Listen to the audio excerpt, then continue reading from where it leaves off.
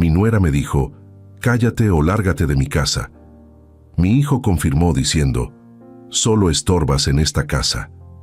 Así que tomé mi maleta y me fui. 3 días después, 111 llamadas perdidas. Hay momentos en la vida que revelan la verdadera esencia de las personas que creíamos conocer.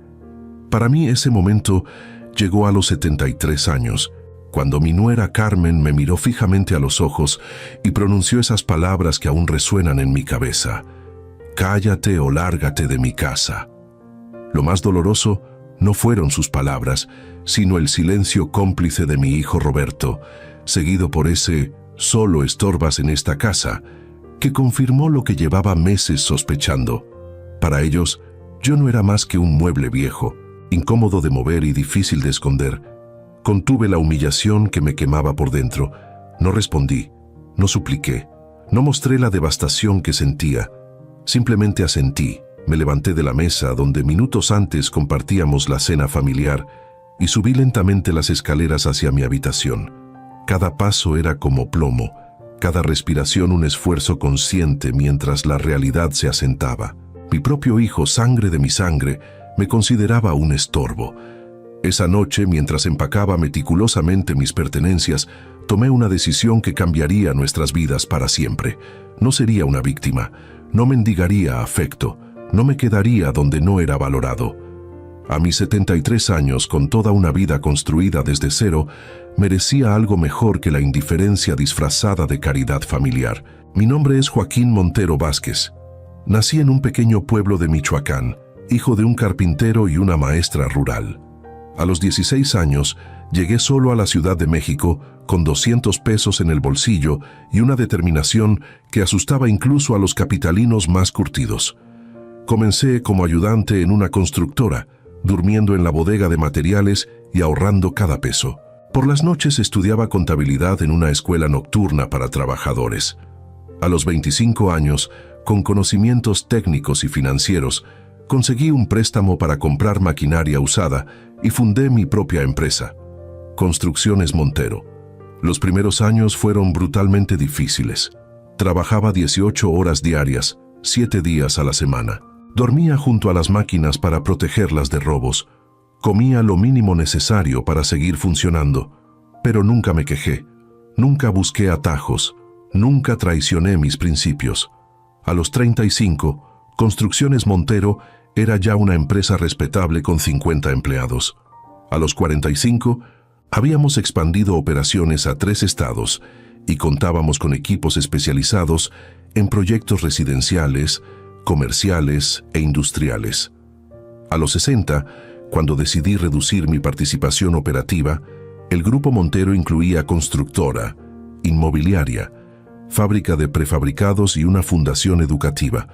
Me casé joven con Elena, una mujer extraordinaria que entendía mi visión y compartía mis valores. Tuvimos 2 hijos, Roberto y Lucía. Les dimos lo que nosotros nunca tuvimos: educación privilegiada, viajes internacionales, redes de contactos, oportunidades ilimitadas. Pero sobre todo, intentamos inculcarles valores fundamentales: trabajo honesto, respeto por todos independientemente de su posición, gratitud por las oportunidades y ese sentido de responsabilidad que viene con el privilegio. Lucía absorbió esos principios como esponja. Estudió arquitectura, complementó su formación con una maestría en desarrollo sustentable y ahora dirige su propio despacho en Barcelona, especializado en proyectos ecológicos. Mantiene contacto constante a pesar de la distancia, llamadas semanales, visitas regulares, consultas profesionales frecuentes. Roberto tomó un camino diferente, brillante pero impaciente, siempre buscando resultados inmediatos, atajos donde yo veía necesidad de fundamentos sólidos. Estudió administración en una universidad prestigiosa, pero nunca mostró interés real en entender los aspectos técnicos del negocio. Para él, la construcción era simplemente mover tierra y poner ladrillos. Lo importante eran las finanzas, las relaciones, la imagen. Nuestra relación comenzó a tensarse cuando, a sus 30 años, lo nombré director comercial del grupo. Su primer acto oficial fue contratar una agencia para cambiar completamente nuestra imagen corporativa, descartando el logo que había representado nuestros valores durante décadas. «Parece de otra época, papá», argumentó cuando cuestioné el gasto. «Necesitamos proyectar modernidad, dinamismo, sofisticación». Cedí, reconociendo que los tiempos cambian y las nuevas generaciones traen perspectivas valiosas. Fue el primero de muchos cedimientos, el inicio de un patrón donde mis objeciones eran interpretadas como resistencia al cambio, como terquedad de viejo, como incapacidad para adaptarme a los nuevos tiempos. Elena fue mi ancla durante esos años de transición complicada. «Dale espacio para cometer sus propios errores», aconsejaba cuando volvía frustrado de la oficina. «Tú también tuviste que aprender por experiencia». Su sabiduría mantuvo un frágil equilibrio entre mi visión tradicional y las ambiciones renovadoras de Roberto. Cuando Elena enfermó, ese equilibrio se desmoronó. 3 años de tratamientos agresivos, esperanzas y decepciones, fortaleza inquebrantable hasta el final. Roberto se mantuvo distante durante la enfermedad, ocupado expandiendo el negocio, según explicaba en sus breves visitas al hospital. Lucía regresó temporalmente a México, posponiendo proyectos para estar presente, para apoyarnos, para compartir tanto la carga como los momentos preciosos finales. Después del fallecimiento de Elena, me sentí completamente desorientado. 50 años juntos, construyendo sueños, enfrentando desafíos, celebrando logros, criando hijos. De pronto, solo, la casa enorme y vacía. Las rutinas sin sentido, el silencio ensordecedor donde antes había conversaciones, risas, proyectos compartidos. Fue entonces cuando Roberto y Carmen, su esposa de 3 años, sugirieron que me mudara con ellos. «No es bueno que estés solo a tu edad, papá», argumentaron. «Además, Sebastián y Daniela, tus nietos, necesitan conocer mejor a su abuelo». Acepté. No tanto por convicción, sino por agotamiento emocional. Vendí la casa donde habíamos criado a nuestros hijos, donde Elena y yo habíamos envejecido juntos, donde cada rincón guardaba recuerdos irreemplazables. Conservé solo lo esencial: documentos importantes, fotografías, algunos muebles con valor sentimental, mis libros. Al principio la convivencia parecía funcionar. Roberto y Carmen habían construido una mansión ostentosa en Las Lomas, con habitaciones suficientes para que yo tuviera mi propio espacio. Los niños, especialmente Sebastián de 7 años, disfrutaban mis historias sobre los viejos tiempos y mis improvisadas lecciones de carpintería, un oficio que aprendí de mi padre y que siempre practiqué como conexión con mis raíces. Pero gradualmente comenzaron a surgir fricciones. Pequeñas al inicio, casi imperceptibles. Carmen cuestionando mis horarios. «¿Por qué desayunas tan temprano, don Joaquín? Altera la rutina de la cocina». Roberto objetando mis interacciones con los niños. «No les cuentes esas historias de pobreza, papá, los asustas». Ambos criticando mis hábitos. «Ese periódico impreso trae bacterias a la casa. Tu loción es demasiado fuerte. ¿Por qué necesitas tantos libros ocupando espacio?». Intenté adaptarme. Modifiqué rutinas establecidas durante décadas. Contuve opiniones.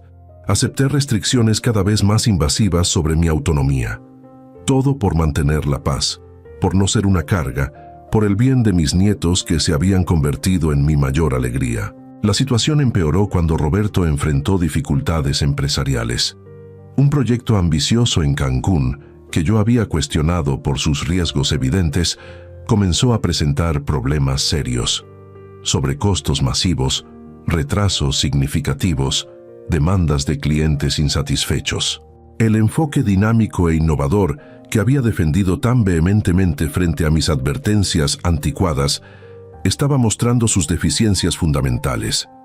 Una noche, durante la cena, mencioné casualmente que había recibido llamadas de 2 antiguos clientes preocupados por rumores sobre la estabilidad financiera del Grupo Montero.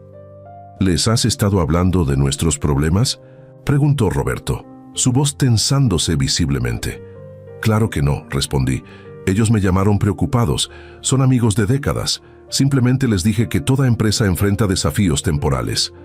¿Temporales?, intervino Carmen, dejando su tenedor con un golpe seco sobre el plato. Tu hijo está lidiando con un desastre causado por ejecutivos incompetentes que tú contrataste y sistemas obsoletos que tú implementaste. Carmen, esos sistemas obsoletos construyeron una empresa que ha sobrevivido 50 años y múltiples crisis económicas, respondí, manteniendo un tono calmado pero firme. Y esos ejecutivos incompetentes llevan décadas demostrando lealtad y competencia. El proyecto de Cancún fue concebido e implementado completamente bajo la nueva administración, con nuevos equipos, nuevas metodologías. Siempre es lo mismo contigo, interrumpió ella, elevando su voz. Siempre criticando, siempre sugiriendo que tus métodos antiguos eran mejores, siempre socavando la autoridad de Roberto frente a todos. No estoy criticando, aclaré, solo ofreciendo perspectiva basada en experiencia. Si revisamos el plan original del proyecto, podríamos identificar dónde comenzaron las desviaciones y aquí, cállate o lárgate de mi casa, explotó Carmen, golpeando la mesa con ambas manos. Estoy harta de tus opiniones, de tu supuesta sabiduría, de tu constante interferencia. El silencio que siguió fue ensordecedor. Los niños, asustados por el arrebato, miraban alternativamente a su madre y a mí. La empleada doméstica que servía el postre se retiró discretamente. Y Roberto simplemente bajó la mirada hacia su plato, evitando el contacto visual conmigo, con su esposa, con sus hijos. Roberto, dije finalmente, mi voz apenas audible. ¿Tú también sientes que interfiero? ¿Que soy una carga? Esperaba una defensa, una mediación, al menos una neutralización del ataque. En cambio, sin levantar la mirada, respondió, «Solo estorbas en esta casa, papá. Carmen tiene razón. O respetas nuestras reglas y te mantienes al margen de las decisiones empresariales, o quizás deberíamos reconsiderar este arreglo». En ese momento, algo se quebró dentro de mí. No fue ira, no fue siquiera dolor, fue claridad. Claridad cristalina sobre mi posición en esa casa, en esa familia, en la vida de mi propio hijo. Entiendo, dije, levantándome lentamente. Disculpen la interrupción. Subí a mi habitación, cerré la puerta y me senté al borde de la cama que había ocupado durante los últimos 2 años. La habitación elegante pero impersonal, decorada por Carmen con muebles modernos y tonos neutros que eliminaban cualquier indicio de individualidad o historia. No dormí esa noche. Repasé mentalmente el camino que nos había llevado hasta este punto. Las pequeñas concesiones, las críticas disfrazadas de sugerencias, el distanciamiento gradual de los valores fundamentales que alguna vez compartimos. Y sobre todo, mi propia complicidad en permitir ese deterioro por temor a la soledad, por apego a una relación que ya solo existía en mi memoria. Al amanecer, había tomado mi decisión. Meticulosamente, con la calma que da la certeza, empaqué mis pertenencias en 2 maletas grandes, documentos importantes, fotografías familiares, algunos libros especialmente significativos, ropa suficiente para unas semanas. El resto podría recuperarlo posteriormente o simplemente dejarlo atrás como parte de un capítulo cerrado. Escribí una nota breve y directa. Roberto y Carmen, respeto su hogar y sus reglas. Como claramente no encajo en ellas, me retiro para darnos a todos el espacio que necesitamos. No se preocupen por mí. A mis 73 años aún soy perfectamente capaz de cuidar de mí mismo. Contactaré a Francisco Álvarez para gestionar legalmente mi retiro definitivo de la empresa, liberándote, Roberto, para implementar completamente tu visión sin mis interferencias. Los niños siempre serán bienvenidos en mi vida. Espero que les expliquen mi ausencia de manera que no dañe nuestra relación. Joaquín. Dejé la nota sobre la cama perfectamente tendida, tomé mis maletas y salí silenciosamente, mientras la casa aún dormía. No llamé a un taxi. Caminé lentamente hasta la avenida principal, disfrutando el aire fresco de la mañana, la libertad de movimiento, la dignidad recuperada con cada paso que me alejaba de un espacio donde mi valor había sido reducido a mi utilidad y conveniencia. Desde un hotel cercano, contacté a Francisco Álvarez, mi abogado y amigo de 5 décadas.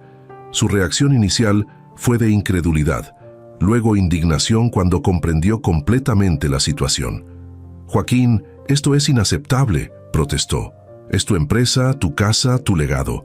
No puedes simplemente entregarlo todo porque tu nuera tuvo un arranque y tu hijo no tuvo el carácter para defenderle». «No estoy entregando nada, Francisco», aclaré. «Estoy liberándome de expectativas falsas, de relaciones condicionadas, de ambientes tóxicos. A mi edad el tiempo es demasiado valioso para desperdiciarlo donde no soy valorado. ¿Y qué harás ahora? ¿Dónde vivirás?»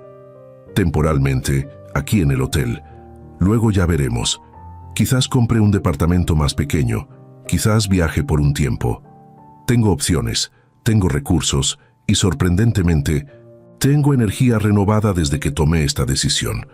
Durante los siguientes 2 días, evité responder llamadas y mensajes que comenzaron a acumularse.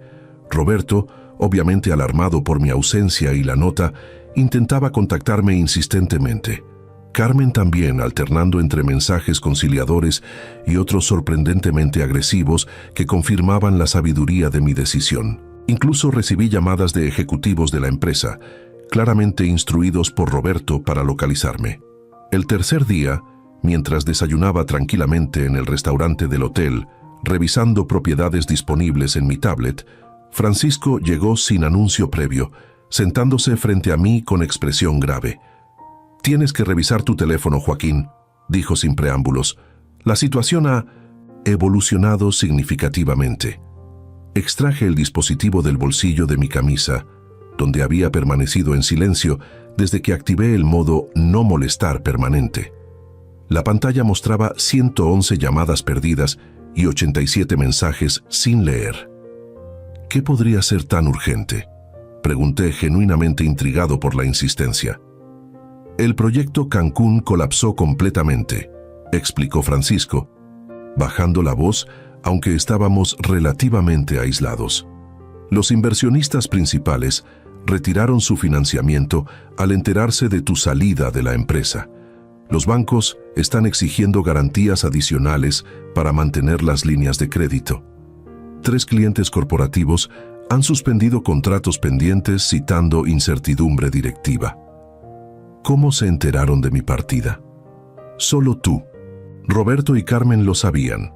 Aparentemente, Roberto convocó una reunión de emergencia del consejo directivo y anunció tu retiro por razones de salud.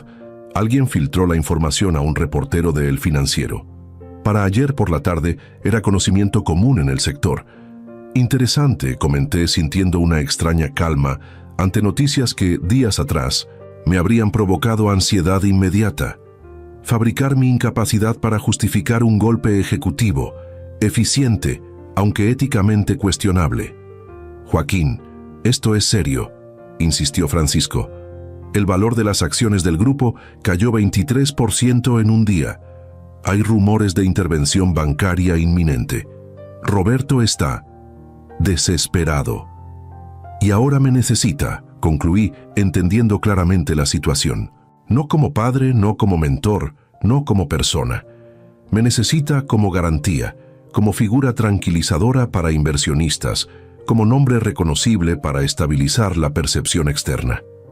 «Crudamente expresado, pero esencialmente correcto», admitió Francisco. «¿Qué piensas hacer?». Observé detenidamente a mi amigo mientras consideraba la pregunta. Francisco había estado conmigo en cada momento crítico de mi vida empresarial y personal. Sabía que cualquier consejo que ofreciera estaría fundamentado en décadas de conocimiento, tanto de mi carácter como de mis circunstancias. «¿Qué harías tú en mi posición?», pregunté finalmente. «Honestamente», reflexionó, «utilizaría esta crisis como oportunidad para establecer términos completamente nuevos. Para la empresa, para tu relación con Roberto, para tu propio futuro. Tienes algo que ellos necesitan desesperadamente: tu nombre, tu reputación, tu presencia tranquilizadora. Es un activo valioso. No lo entregues sin obtener algo igualmente valioso a cambio. ¿Venganza sugieres?, pregunté con una pequeña sonrisa. No venganza, corrigió. Reequilibrio, justicia, claridad en las relaciones futuras. Asentí lentamente, sintiendo cómo una estrategia comenzaba a formarse en mi mente con sorprendente claridad. Necesitaré tu ayuda, Francisco, dije finalmente, y necesitaré que mantengas mi ubicación en absoluto secreto por unas horas más. ¿Qué planeas? Una reestructuración, respondí, sintiendo una energía renovada fluir por mis venas. De la empresa sí, pero más importante, de las dinámicas fundamentales que nos trajeron a este punto. Y para eso, necesito que Roberto, Carmen y todos los involucrados entiendan exactamente qué está en juego. Mientras Francisco llamaba a su oficina para cancelar sus compromisos del día, revisé finalmente algunos de los mensajes acumulados. La progresión era fascinante, desde el irritado «¿Dónde te metiste?», inicial de Roberto, pasando por el conciliador «¿Podemos hablar sobre esto como adultos?», de media mañana, hasta el desesperado «Por favor, papá, la empresa te necesita», de la noche anterior. Los mensajes de Carmen seguían un arco similar pero más explícito. Desde «Tu dramatismo es innecesario», hasta «Te pido disculpas si mis palabras te ofendieron», y finalmente, si regresas y ayudas a solucionar esto, prometo que las cosas serán diferentes. Casi podía visualizar las conversaciones tensas, las recriminaciones mutuas, el pánico creciente mientras comprendían las ramificaciones reales de mi ausencia. No solo el abuelo incómodo había desaparecido, también el fundador, el nombre en el edificio, el rostro asociado con décadas de confiabilidad e integridad. «¿Están listos?», murmuré, más para mí mismo que para Francisco. «¿Listos para qué exactamente?», preguntó mi amigo, levantando la mirada de su propio teléfono. «Para entender algo fundamental que olvidaron. El respeto no es una cortesía opcional que se extiende cuando es conveniente. Es el fundamento de cualquier relación significativa, familiar o profesional. Y cuando se pierde, todo lo demás eventualmente colapsa». Francisco sonrió, reconociendo en mis palabras al hombre que había construido un imperio desde cero, al estratega que había navegado crisis económicas nacionales, al visionario que siempre veía oportunidades donde otros veían solo obstáculos. «Bienvenido de vuelta, Joaquín Montero», dijo simplemente. «Gracias», respondí levantándome con una energía que no había sentido en años. «Ahora ayúdame a enseñarle a mi familia el verdadero significado del respeto». 3 días después de que me dijeran que solo estorbaba, 111 llamadas perdidas confirmaban una verdad universal que Roberto y Carmen estaban a punto de aprender dolorosamente. A veces el verdadero valor de una persona solo se comprende completamente cuando ya no está. Francisco y yo pasamos las siguientes horas diseñando meticulosamente lo que él llamaba la reconquista de la dignidad. Mi viejo amigo, siempre el estratega legal, desplegó documentos, estatutos corporativos y acuerdos accionarios sobre la mesa del comedor en su suite del hotel. Afortunadamente, nunca implementamos completamente aquel plan de sucesión que Roberto tanto insistió en acelerar, comentó mientras revisábamos la estructura actual del Grupo Montero. Sigues controlando el 65% de las acciones, más el fideicomiso familiar que representa otro 15%. ¿Y el resto?, me pregunté, aunque conocía perfectamente la respuesta. Roberto tiene un 10% que le otorgaste cuando cumplió 40 años. El 5% está distribuido entre ejecutivos clave y el 5% restante corresponde al fondo para empleados que estableciste en el 25 aniversario de la empresa. Asentí, recordando la reacción de Roberto cuando anuncié ese fondo que permitía a empleados de largo plazo adquirir participación minoritaria en el grupo. Un desperdicio de capital, había argumentado. Esa gente no entiende de estrategia empresarial, solo complicarán las decisiones. Ese desperdicio de capital ha creado la lealtad más sólida en la industria, respondí entonces. Cuando la gente es dueña, aunque sea en parte mínima, trabaja con un compromiso diferente. Ahora, esa decisión anticuada representaba uno de mis activos más valiosos, un bloque de accionistas minoritarios que me respaldaban incondicionalmente, personas cuyas familias habían progresado gracias a oportunidades reales, no a discursos corporativos vacíos sobre pertenencia. Lo que estás contemplando es técnicamente posible, continuó Francisco después de revisar los últimos documentos, pero extremadamente agresivo. Tendrás que manejar cuidadosamente la narrativa pública para evitar un daño permanente a la reputación del grupo. Mi preocupación no es la agresividad, sino la justicia, respondí. No busco venganza, Francisco. Busco restaurar equilibrios fundamentales, recordar valores esenciales y sí, establecer consecuencias claras para acciones inaceptables. Entiendo perfectamente, asintió mi amigo. Solo quiero asegurarme de que consideres todas las ramificaciones. Esto afectará no solo a Roberto y Carmen, sino potencialmente a tus nietos, a los empleados, a los socios comerciales. Lo he considerado desde cada ángulo posible, aseguré. Y he llegado a una conclusión ineludible. El daño mayor sería permitir que la situación actual continúe, que Roberto siga tomando decisiones impulsivas, sin contrapesos adecuados, que valores fundamentales como el respeto, la integridad y la responsabilidad se erosionen completamente, que el legado construido durante 50 años se desmorone por ambición desmedida y desprecio hacia la experiencia. Francisco asintió reconociendo la solidez de mi razonamiento. ¿Cuándo quieres implementar el plan? Mañana 9 a.m. Convoca una reunión extraordinaria del Consejo Directivo en la sala de juntas principal. Asegúrate de que todos los miembros estén presentes, incluidos los representantes de los accionistas minoritarios. Roberto intentará contactarte nuevamente esta noche cuando se entere de la convocatoria. Lo sé, y continuaré inaccesible. Necesito que enfrente la noche más larga de su vida profesional, contemplando todas las posibilidades, especialmente las peores. Eres implacable, Joaquín, sonrió Francisco, sin desaprobación en su voz. No, viejo amigo, soy maestro, y algunas lecciones requieren cierta incomodidad para ser verdaderamente asimiladas. Esa noche, mientras Francisco finalizaba los preparativos legales, recibí una llamada inesperada. El identificador mostraba Casa Roberto, pero la voz al contestar me sorprendió completamente. ¿Abuelito?, preguntó tímidamente Sebastián, mi nieto de 7 años. ¿Estás enojado con nosotros? Mamá dice que necesitabas vacaciones, pero dejaste tus herramientas de carpintería y nunca sales sin ellas. Su observación, tan aguda e inocente simultáneamente, me conmovió profundamente. No estoy enojado contigo ni con Daniela, chamaco, respondí, utilizando el apodo cariñoso que siempre le había dado. Solo necesitaba un poco de espacio para pensar. ¿Cuándo vas a volver?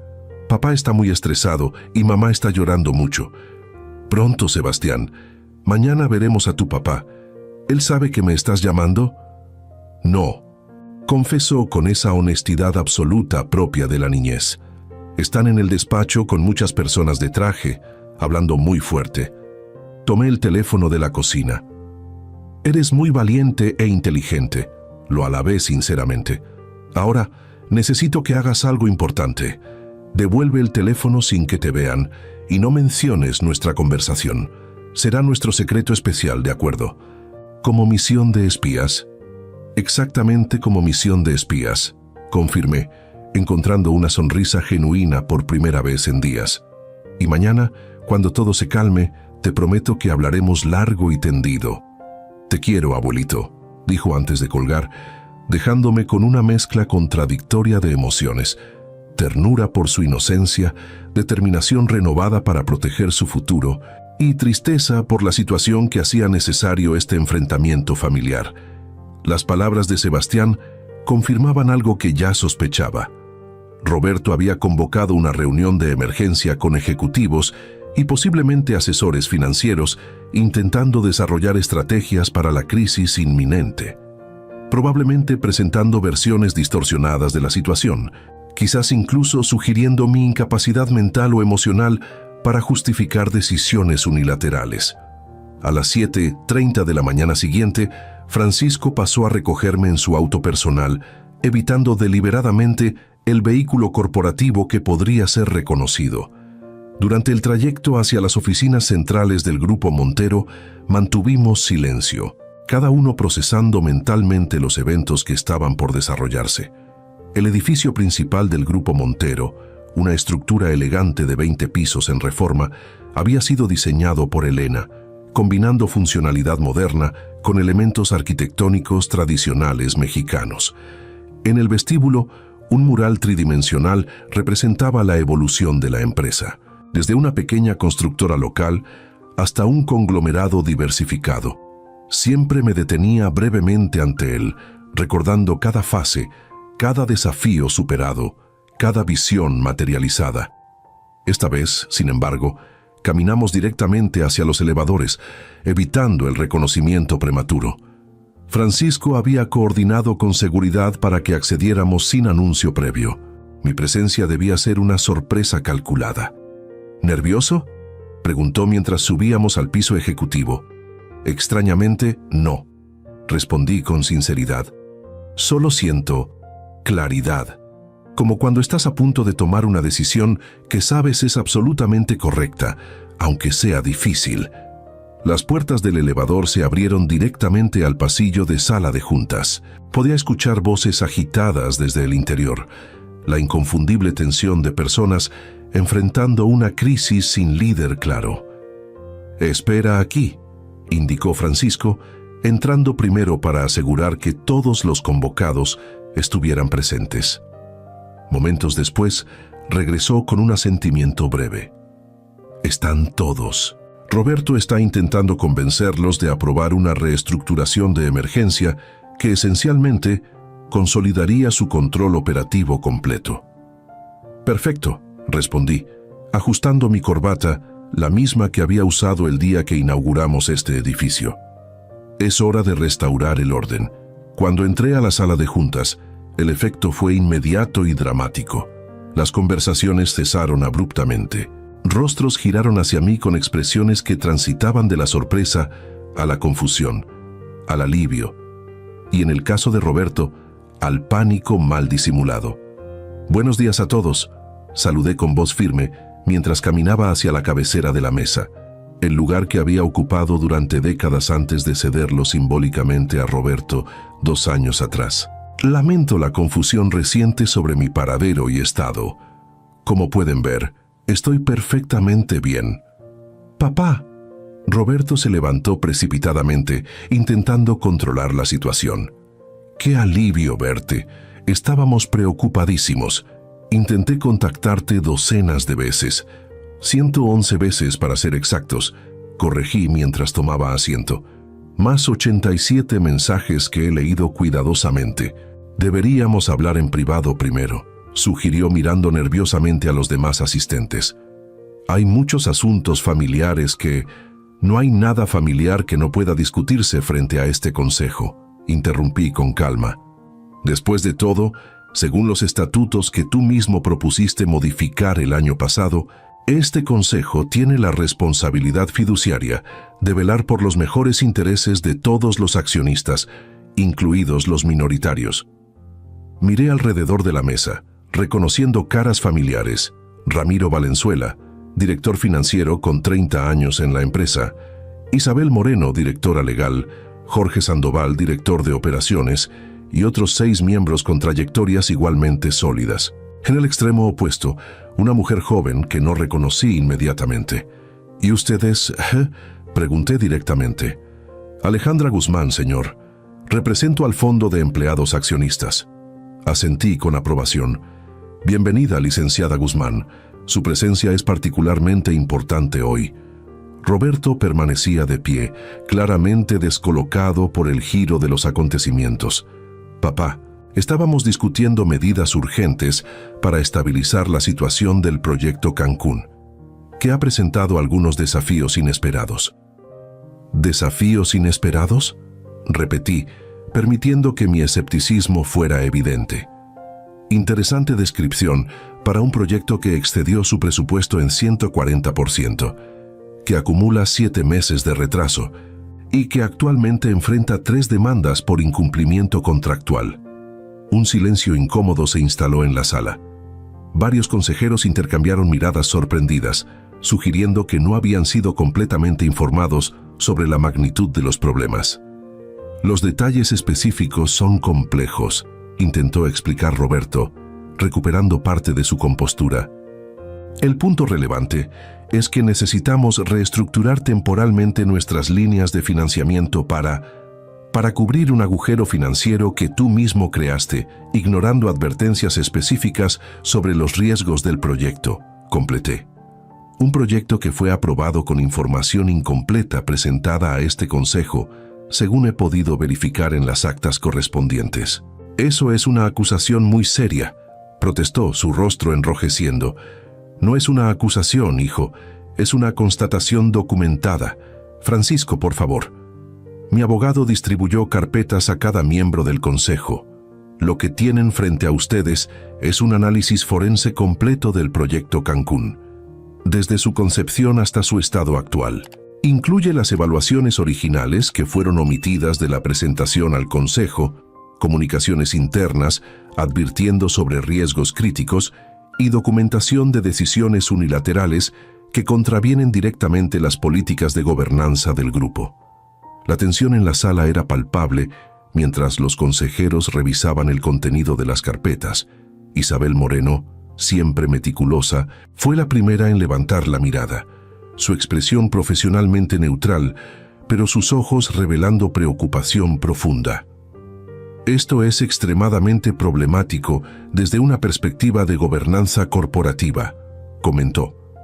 Si entiendo correctamente, hubo omisión deliberada de información crítica que habría alterado la evaluación de riesgo del proyecto.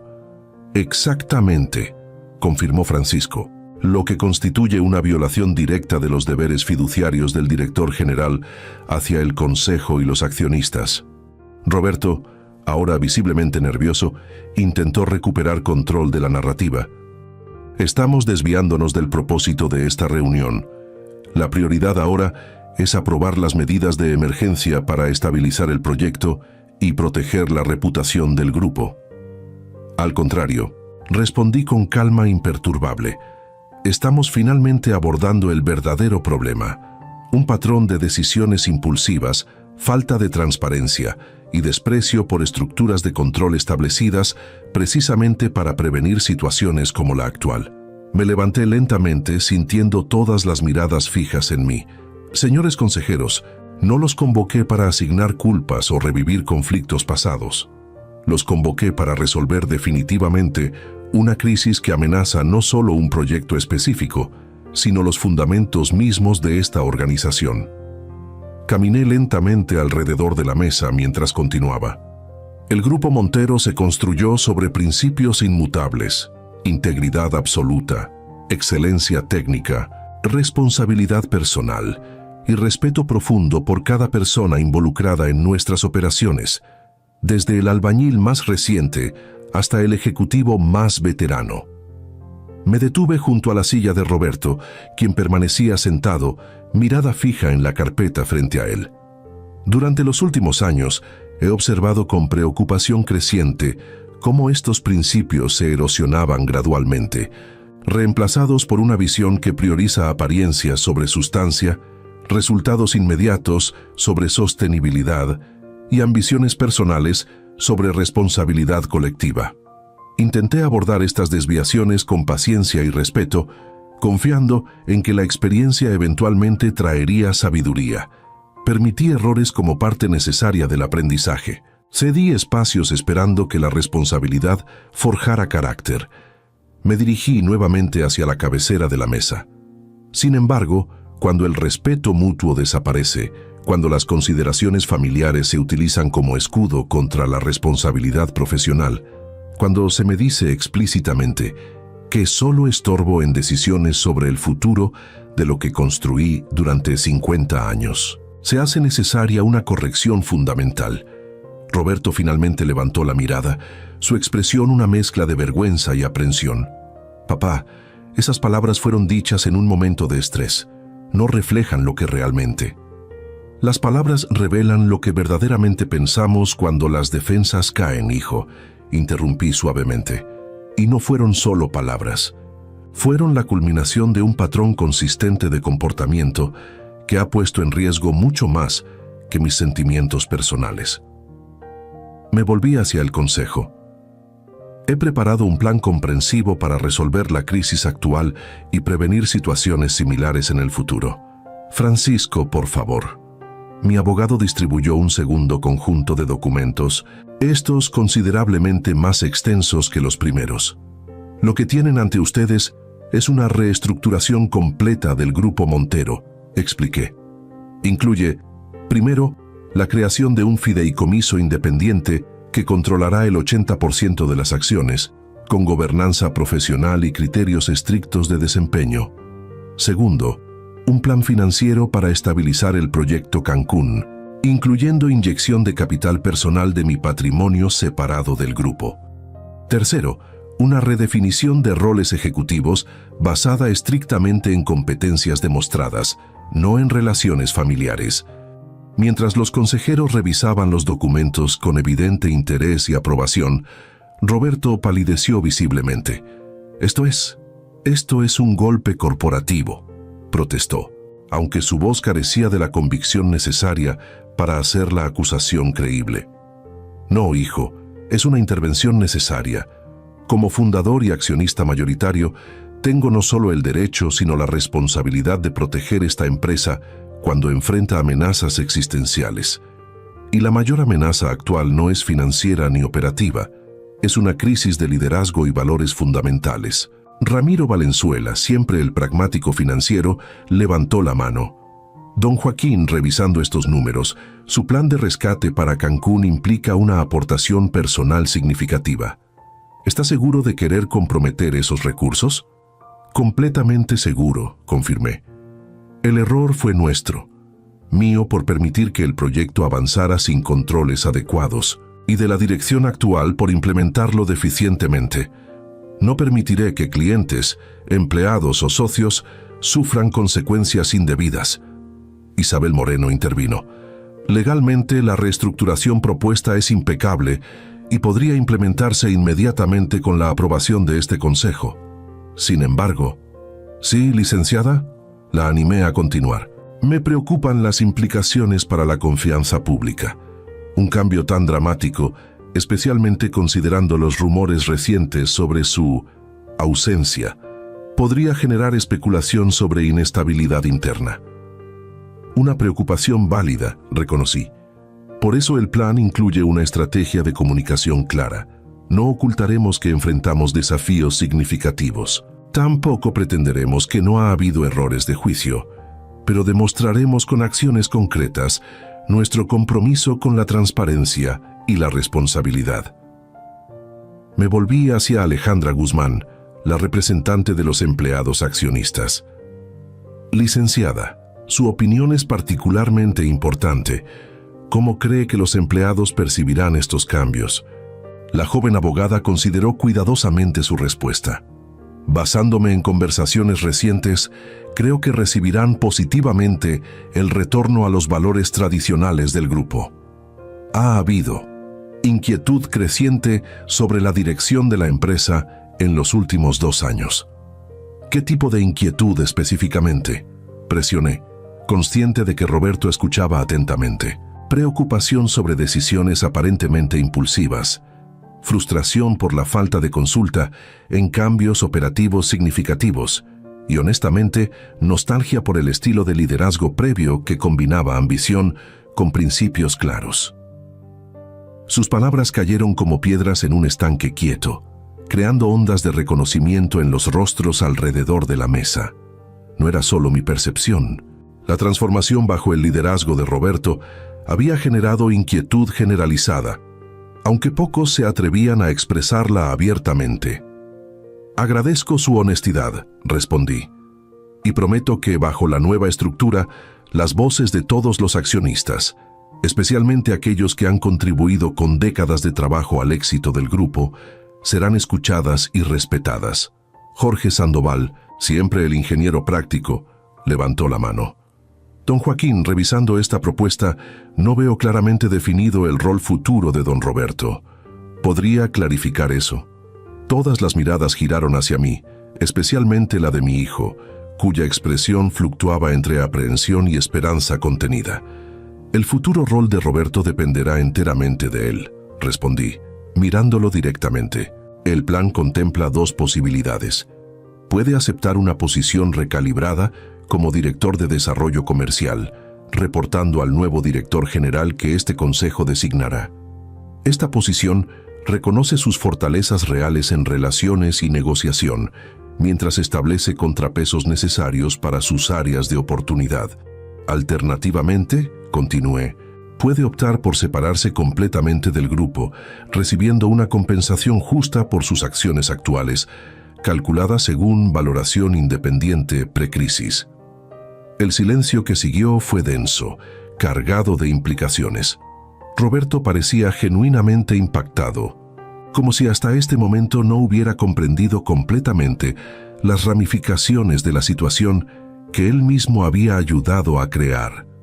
¿Cuánto tiempo tengo para decidir?, preguntó finalmente, su voz apenas audible. 48 horas, respondí con firmeza pero sin malicia.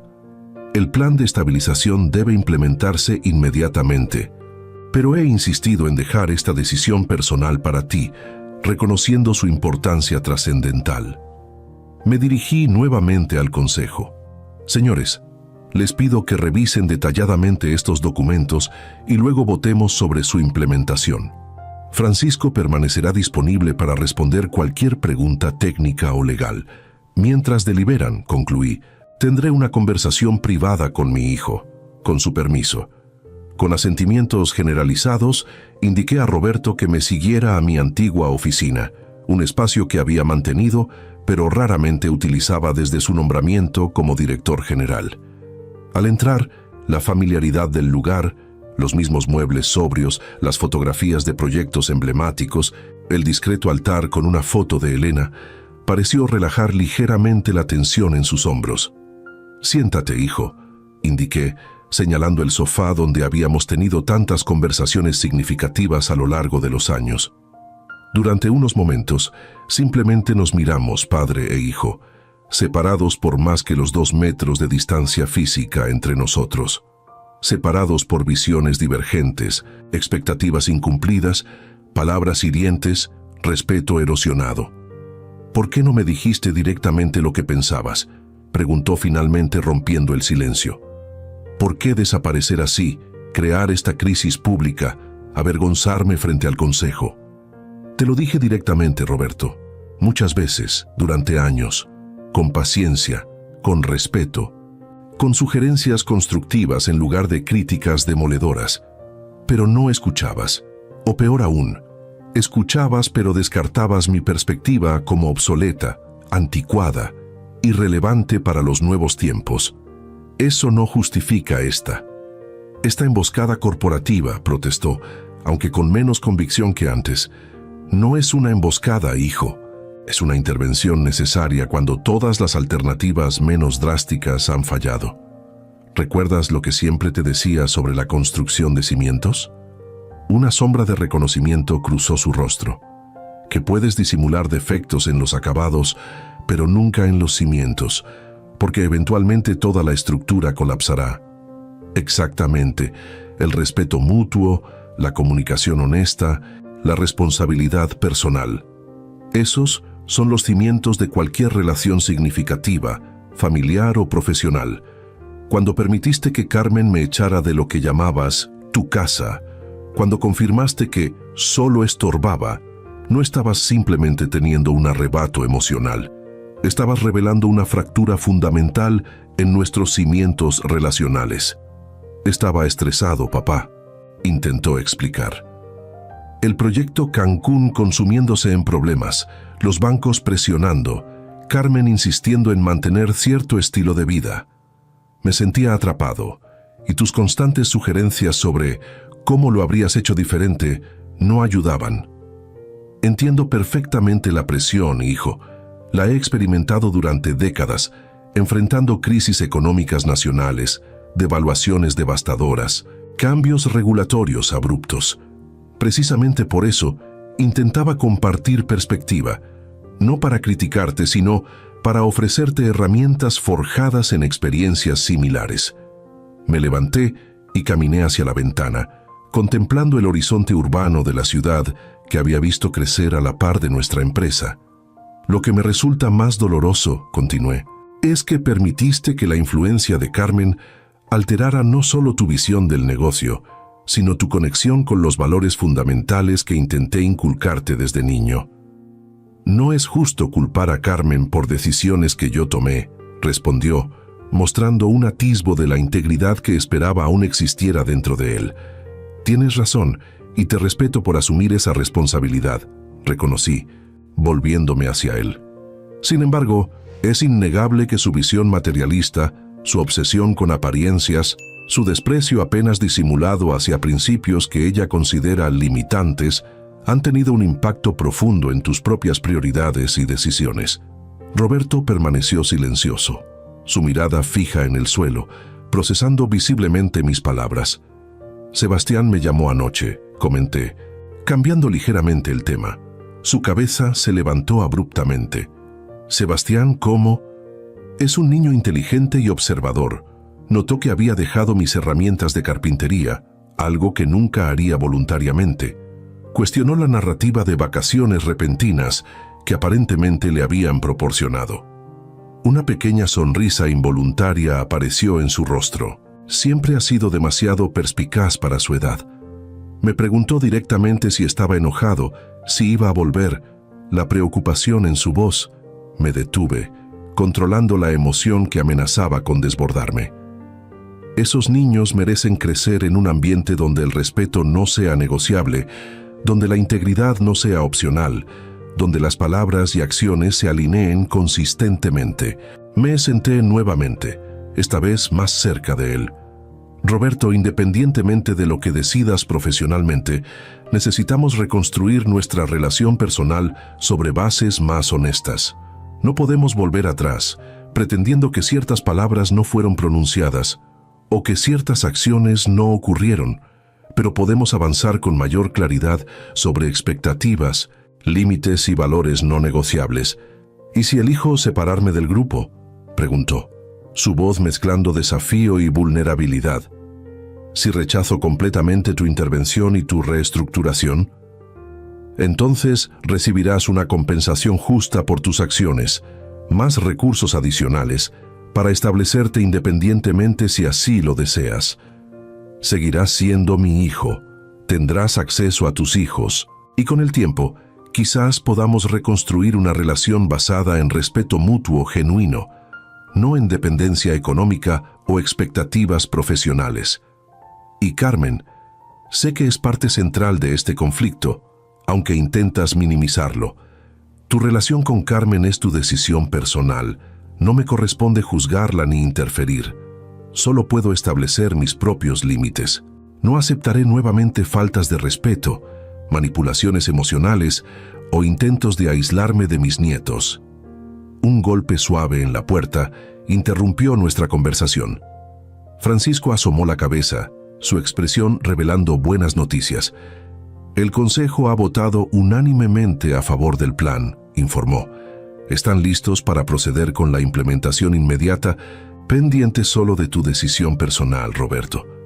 Mi hijo me miró largamente, como evaluando todas las posibilidades, todos los caminos posibles desde este punto de inflexión. Necesito tiempo para procesarlo todo, dijo finalmente. Para hablar con Carmen, para considerar implicaciones, para decidir quién quiero ser realmente en esta historia. Tienes 48 horas, como acordamos, confirmé. Mientras tanto, el plan de estabilización comenzará inmediatamente para proteger el grupo, a sus empleados y a sus clientes.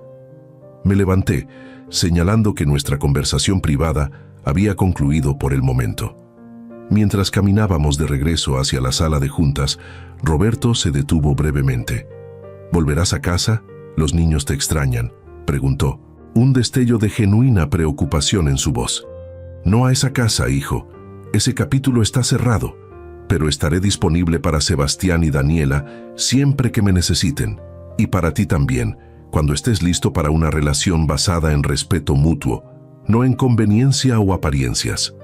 Mientras entrábamos nuevamente a la sala donde el consejo esperaba, sentí una extraña mezcla de tristeza por lo perdido y esperanza por lo que podría construirse desde estas cenizas. No era el desenlace que había imaginado para esta etapa de mi vida, pero como siempre les había enseñado a mis hijos, no son las circunstancias las que definen nuestro carácter, sino cómo respondemos a ellas. Y a mis 73 años, estaba respondiendo con la dignidad inquebrantable que mi padre me había enseñado hace tantas décadas, en aquel pequeño pueblo de Michoacán, donde aprendí que el respeto nunca se mendiga. Se gana, se otorga o se retira, pero siempre con la frente en alto. Las 48 horas siguientes transcurrieron con una intensidad que me recordó las grandes crisis corporativas que había enfrentado a lo largo de mi carrera. El Grupo Montero entró en modo de emergencia controlada, equipos legales y financieros trabajando día y noche, comunicaciones estratégicas cuidadosamente gestionadas, reuniones con bancos, inversionistas y clientes para estabilizar la confianza externa. Francisco dirigía la orquestación legal mientras Jorge Sandoval había asumido temporalmente la dirección operativa. Isabel Moreno manejaba magistralmente la narrativa pública, reestructuración estratégica, retorno del fundador en rol activo, refuerzo de gobernanza corporativa, términos cuidadosamente seleccionados para proyectar estabilidad y visión, no crisis o conflicto familiar. Me instalé en una suite ejecutiva de un hotel discreto pero elegante. Cada mañana llegaba temprano a la oficina, trabajaba hasta tarde y regresaba solo para dormir. La rutina me resultaba extrañamente revitalizante, como si hubiera recuperado un propósito claro después de años de ambigüedad. Roberto, mientras tanto, había desaparecido del radar corporativo. Según Francisco, se había retirado a su casa para reflexionar y consultar sobre su decisión. No intenté contactarlo durante este periodo, respetando el espacio que necesitaba para procesar la magnitud del cambio que enfrentaba. La tarde del segundo día, mientras revisaba proyecciones financieras actualizadas para el rescate de Cancún, mi asistente anunció una visita inesperada. Señora Carmen Vega solicita verlo, don Joaquín, sin cita previa. Respiré profundamente, preparándome mentalmente. Este encuentro era inevitable, aunque esperaba que ocurriera después de la decisión de Roberto. Hágala pasar, Raquel, y por favor, asegúrese de que no nos interrumpan. Carmen entró con esa mezcla de elegancia estudiada y arrogancia natural que siempre había caracterizado su presencia. Vestido de diseñador impecable, accesorios discretos pero evidentemente costosos, maquillaje perfecto que ocultaba cualquier señal de las tensiones recientes. Solo sus ojos, ligeramente enrojecidos, revelaban que la situación la afectaba más profundamente de lo que su postura sugeriría. Don Joaquín saludó formalmente, utilizando por primera vez el tratamiento respetuoso que siempre había evitado. Gracias por recibirme sin aviso previo. Toma asiento, Carmen, respondí con cortesía profesional, ni cálida ni hostil. ¿En qué puedo ayudarte? Se sentó cuidadosamente, colocando su bolso de marca en su regazo como un pequeño escudo. He venido a disculparme, comenzó cada palabra claramente ensayada. Mi comportamiento aquella noche fue completamente inapropiado y mis palabras imperdonables. Estaba estresada, preocupada por Roberto, por nuestra situación financiera, pero eso no justifica cómo le traté. La observé atentamente, buscando sinceridad genuina detrás de la presentación cuidadosamente construida. Aprecio tus disculpas, Carmen. Sin embargo, más que las palabras específicas de aquella noche, lo que realmente me preocupa es el patrón consistente que representaban. Un patrón de falta de respeto fundamental, de ver mi experiencia como obstáculo en lugar de recurso, de tratar mi presencia como inconveniencia tolerada, no como valor apreciado. Un destello de irritación cruzó brevemente su rostro antes de ser rápidamente suprimido bajo una expresión de contrición. Reconozco que he sido impaciente con ciertas tradiciones y métodos que usted valora.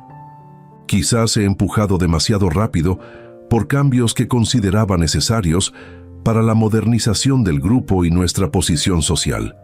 La modernización genuina mejora fundamentalmente mientras preserva valores esenciales, respondí. Lo que he observado en los últimos años ha sido más bien sustitución, apariencia sobre sustancia, ostentación sobre valor real, conexiones superficiales sobre relaciones auténticas. Carmen se tensó visiblemente, abandonando parcialmente el guión que evidentemente había preparado. Con todo respeto, don Joaquín, hay diferentes formas de construir y mantener influencia en los círculos actuales. Los tiempos han cambiado. Los mecanismos cambian, Carmen. Las plataformas, las tecnologías, incluso ciertas normas sociales. Pero los fundamentos humanos permanecen sorprendentemente constantes a través de las generaciones. La gente valora autenticidad, aprecia integridad, respeta consistencia entre palabras y acciones. Hubo un silencio mientras ella reorganizaba mentalmente su aproximación. ¿Qué necesitaría para considerar regresar a casa?, preguntó finalmente. Los niños lo extrañan terriblemente, especialmente Sebastián, y Roberto está destruido por esta situación. No regresaré a esa casa, Carmen, respondí con firmeza tranquila. Ese capítulo está cerrado. Estableceré mi propia residencia nuevamente, donde mis nietos serán siempre bienvenidos, donde Roberto puede visitarme cuando esté listo para una relación basada en respeto mutuo y donde tú también serás recibida si demuestras con acciones consistentes un cambio genuino en tu actitud. ¿Está condicionando su relación con sus nietos a nuestro comportamiento?, preguntó, un toque de su habitual combatividad emergiendo. En absoluto. Mis nietos siempre tendrán acceso incondicional a su abuelo. Estoy estableciendo condiciones para la naturaleza de nuestra interacción adulta, no para mi disponibilidad hacia ellos. Carmen ajustó nuevamente su estrategia, recurriendo a lo que evidentemente consideraba su argumento más potente. Roberto está considerando seriamente separarse completamente del grupo, reveló. Está explorando oportunidades fuera de México, posiblemente en Estados Unidos o España. Significaría vender su participación, cortar lazos profesionales y posiblemente limitar significativamente el contacto familiar considerando las distancias. La observé con una calma que parecía desconcertarla. Esa es precisamente la belleza del plan que he implementado, Carmen. Ofrece opciones reales, no ultimátums disfrazados. Si Roberto genuinamente desea construir su propio camino, recibirá no solo el valor justo de sus acciones, sino apoyo adicional para establecerse. Siempre será mi hijo, siempre tendré las puertas abiertas para él y su familia, independientemente de decisiones profesionales o ubicaciones geográficas. Pero la empresa, su legado, insistió, claramente sorprendida por mi falta de reacción alarmada. El verdadero legado no se mide en metros cuadrados construidos o en millones acumulados, Carmen. Se mide en vidas impactadas positivamente, en valores transmitidos, en ejemplos establecidos. El Grupo Montero continuará prosperando bajo la nueva estructura, con o sin la participación directa de Roberto. Me levanté, señalando sutilmente que la conversación llegaba a su fin. Dale un mensaje a mi hijo, por favor, que tome su decisión basado en lo que realmente desea hacer y construir, no en cálculos sobre mi reacción o en presiones externas. Que escuche su voz interior auténtica, no ecos de expectativas ajenas. Carmen se levantó también, visiblemente frustrada por no haber logrado el resultado que evidentemente esperaba. Por un momento pareció que diría algo más confrontacional, pero finalmente optó por una despedida formal. Le comunicaré su mensaje y gracias por su tiempo. Mientras la veía salir, sentí una extraña mezcla de tristeza y claridad. Carmen no había venido buscando reconciliación, sino negociación, no comprendiendo que ciertas relaciones fundamentales no son transaccionales, sino transformacionales. Su visión del mundo, donde todo es monetizable, negociable o manipulable, era precisamente la influencia que más me preocupaba sobre Roberto y, eventualmente, mis nietos. La mañana del tercer día, exactamente al cumplirse el plazo de 48 horas, Roberto solicitó verme. Cuando entró a mi oficina, noté inmediatamente cambios sutiles pero significativos. Vestimenta más sobria que sus habituales trajes de diseñador, ausencia de los accesorios ostentosos que Carmen siempre insistía eran esenciales para proyectar éxito, y sobre todo una expresión de claridad que no había visto en su rostro durante años. «He tomado mi decisión, papá», anunció después de los saludos iniciales. «Te escucho, hijo», respondí indicándole que se sentara. «Acepto la posición de director de desarrollo comercial bajo la nueva estructura», declaró con una firmeza tranquila que me sorprendió. No por aferramiento al apellido Montero o por conveniencia financiera, sino porque genuinamente creo que puedo contribuir positivamente en ese rol, mientras aprendo lo que necesito para eventualmente ganarme responsabilidades mayores. Estudié su rostro, buscando señales de resentimiento oculto o aceptación superficial. No encontré ninguna, solo determinación genuina y lo que parecía ser alivio honesto. «¿Estás seguro?», presioné. «La posición implica una reducción significativa en autonomía decisional y compensación variable. Tendrás que reportar a un nuevo director general, que este consejo designará posiblemente alguien con quien ya has trabajado como par o incluso como subordinado». «Estoy consciente», asintió. «Y francamente, después de mucha reflexión, creo que es exactamente lo que necesito. He estado operando por encima de mi nivel de competencia real, confiando en el apellido y las conexiones más que en fundamentos sólidos. El proyecto Cancún fue un doloroso pero necesario recordatorio de mis limitaciones actuales. Su autoevaluación honesta me conmovió profundamente». «¿Cómo llegaste a esta conclusión, Roberto?». «Es un nivel de introspección que no esperaba dadas las circunstancias. Fueron varias cosas», explicó, relajándose ligeramente. «Primero, la evidencia objetiva era simplemente innegable. Los documentos que presentaste al Consejo mostraban claramente mis errores de juicio, no como ataques personales, sino como hechos documentados. Segundo, cuando regresé a casa después de nuestra conversación, encontré a Sebastián construyendo elaboradamente con sus bloques. Me preguntó directamente: «¿El abuelo no regresará por lo que dijo mamá?». Cuando le pregunté qué sabía exactamente, me confesó que había escuchado toda la discusión aquella noche desde las escaleras. Su percepción infantil, pero aguda de la situación. Me hizo verme a través de sus ojos. Roberto hizo una pausa, visiblemente conmovido por el recuerdo. Y finalmente, anoche revisé viejos álbumes familiares. Encontré fotos de cuando me llevabas a las construcciones, siendo yo apenas un niño. De cuando dormíamos en la bodega para proteger el equipo durante aquella crisis del 94, de la inauguración de nuestro primer edificio corporativo, cuando insististe en que los albañiles estuvieran en primera fila, no escondidos durante la ceremonia. Recordé los valores que me enseñaste, que de alguna forma fui abandonando gradualmente, seducido por una visión del éxito más centrada en apariencias que en fundamentos. Y me di cuenta de que no solo había traicionado esos valores en el negocio, sino en nuestra relación personal. Sus palabras me llegaron profundamente, pero necesitaba asegurarme de un punto fundamental. «¿Y Carmen? ¿Cómo ha recibido tu decisión?». Su expresión se tensó ligeramente. «Difícilmente. Esperaba que eligiera la separación completa, que nos liberáramos de las cadenas de tu control», según sus palabras. Cuando le comuniqué mi decisión anoche, hubo una conversación extremadamente difícil. «¿Esto afectará tu matrimonio?», pregunté genuinamente preocupado. «Honestamente no lo sé», admitió. «Carmen y yo tenemos mucho que reconsiderar sobre lo que realmente valoramos, sobre el ejemplo que queremos dar a nuestros hijos, sobre lo que significa éxito auténtico versus apariencia de éxito. Sea cual sea el resultado de esa reflexión, respetaré tu decisión personal», aseguré. Mi preocupación principal siempre será tu bienestar genuino y el de mis nietos, no convenciones sociales o apariencias.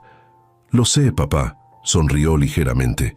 Creo que siempre lo supe, aunque haya actuado contrariamente durante demasiado tiempo. Nos levantamos simultáneamente, mirándonos por un momento que pareció contener décadas de historia compartida, desafíos superados, errores cometidos y ahora posibilidades de reconstrucción. ¿Puedo abrazarte?, preguntó con una vulnerabilidad que no mostraba desde su niñez. En lugar de responder verbalmente, abrí mis brazos. Su abrazo fue fuerte, genuino, casi desesperado, como si intentara comunicar físicamente lo que las palabras no podían expresar completamente: arrepentimiento, esperanza, compromiso con un nuevo comienzo.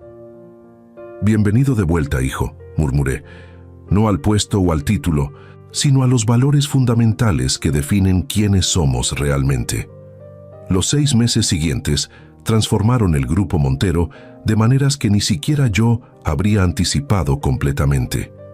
Bajo la nueva estructura de gobernanza, con Jorge Sandoval como director general y un consejo genuinamente independiente, la organización recuperó gradualmente su reputación de integridad inquebrantable y excelencia técnica.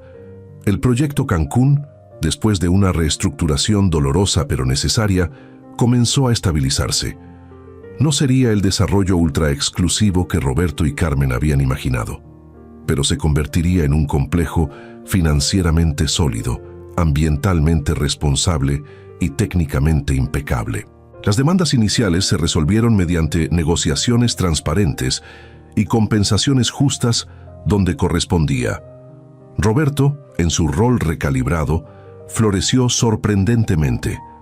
Liberado de responsabilidades que excedían su experiencia actual, concentró sus talentos naturales en áreas donde genuinamente aportaba valor: relaciones comerciales, negociaciones estratégicas, alianzas sectoriales. Bajo la mentoría estructurada de Jorge y la mía, comenzó a desarrollar sistemáticamente competencias fundamentales que había pasado por alto en su ascenso acelerado anterior. Carmen, contra muchos pronósticos, permaneció en el matrimonio, aunque con ajustes significativos. Su ostentación social disminuyó notablemente, reemplazada gradualmente por participación en causas comunitarias auténticas. Nuestra relación personal seguía siendo formalmente cordial, pero con pequeños indicios ocasionales de un respeto emergente, especialmente cuando observaba mi interacción genuina con sus hijos. Yo mismo experimenté una transformación inesperada. Compré un departamento elegante pero sensato en una zona céntrica, equipándolo con un taller de carpintería, donde Sebastián pasaba horas aprendiendo el oficio de su bisabuelo cada vez que me visitaba. Regresé parcialmente de mi retiro, no como ejecutivo operativo, sino como mentor estratégico y guardián de valores fundamentales. Lucía, mi hija en Barcelona, visitó México cuando la situación se estabilizó. Su perspectiva externa resultó invaluable, ofreciendo tanto apoyo emocional como claridad profesional. «Has hecho lo correcto, papá», afirmó después de evaluar completamente la situación. «No solo por la empresa, sino por Roberto, por tus nietos, por ti mismo. Estableciste consecuencias claras sin destruir posibilidades de reconciliación». Una tarde particularmente significativa, aproximadamente 8 meses después del incidente original, Roberto me visitó inesperadamente, trayendo consigo a Sebastián y Daniela. Los niños inmediatamente corrieron al taller, donde Sebastián, orgullosamente, mostró a su hermana los fundamentos del lijado que le había enseñado previamente. «Tengo algo para ti», anunció Roberto mientras sacaba cuidadosamente un objeto envuelto de su maletín. Lo encontré en la bodega del primer edificio corporativo, mientras revisábamos inventarios para la digitalización de archivos. Desenvolvió lentamente una vieja caja de herramientas de madera desgastada por décadas de uso, con mis iniciales torpemente talladas en un costado. La reconocí inmediatamente: mi primer set completo de herramientas carpinteras, un regalo de mi padre cuando cumplí 18 años. La creía perdida durante alguna de las tantas mudanzas corporativas, comenté, genuinamente emocionado mientras acariciaba la madera envejecida. Estaba etiquetada como Archivo Histórico, Fundador, guardada cuidadosamente entre documentos antiguos, explicó Roberto. Alguien, probablemente Elena, se aseguró de preservarla a través de los años. Tu madre siempre entendió lo que realmente importaba. Sonreí abriendo cuidadosamente la caja para revelar herramientas simples, pero perfectamente mantenidas. Martillo, formones, cepillos, una escuadra de metal con el nombre de mi padre grabado. He estado reflexionando mucho sobre fundamentos, continuó Roberto, mientras observaba mi exploración reverente de las herramientas, sobre cómo intenté construir pisos superiores vistosos sin asegurar cimientos sólidos. En el negocio, en mi matrimonio, en mi desarrollo personal. Es una metáfora poderosa, asentí. Y la belleza de los cimientos es que, aunque hayan sido descuidados temporalmente, pueden reforzarse si reconocemos su importancia esencial. Eso es exactamente lo que estoy intentando hacer ahora, confirmó. Reforzar fundamentos en cada aspecto de mi vida, y estoy profundamente agradecido de que estés aquí para guiarme en ese proceso. Siempre estaré aquí, hijo, aseguré, colocando una mano sobre su hombro. No como juez de tus decisiones, sino como apoyo en tu camino, especialmente cuando ese camino regresa a valores esenciales que trascienden modas, tendencias o expectativas externas. Sebastián se acercó en ese momento, sosteniendo orgullosamente una pequeña pieza de madera que había lijado meticulosamente. Mira, papá, el abuelo dice que estoy listo para aprender a usar el formón pequeño. Roberto examinó seriamente el trabajo de su hijo, asintiendo con aprobación genuina.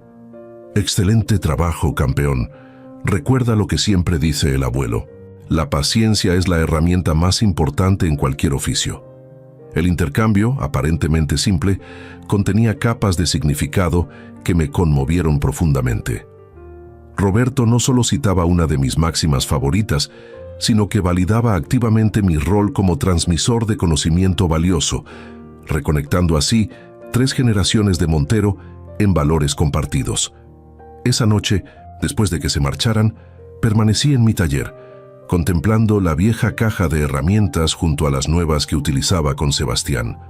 Una continuidad tangible a través de 4 generaciones, desde mi padre, el carpintero de pueblo, hasta mi nieto, creciendo en privilegios que sus antepasados apenas podrían imaginar, pero aprendiendo el mismo respeto fundamental por el trabajo bien hecho, la importancia de fundamentos sólidos, el valor de la paciencia y la precisión. Mi nuera me dijo, «Cállate o lárgate de mi casa». Mi hijo confirmó diciendo, «Solo estorbas en esta casa». Así que tomé mi maleta y me fui. Palabras que habían iniciado la crisis más significativa de mis últimos años, palabras que habían revelado fracturas fundamentales en relaciones que creía sólidas.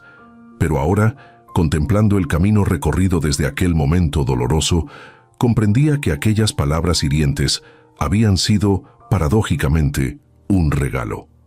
Un catalizador necesario para desencadenar transformaciones esenciales, para eliminar ilusiones confortables pero peligrosas, para restaurar claridad sobre lo verdaderamente importante.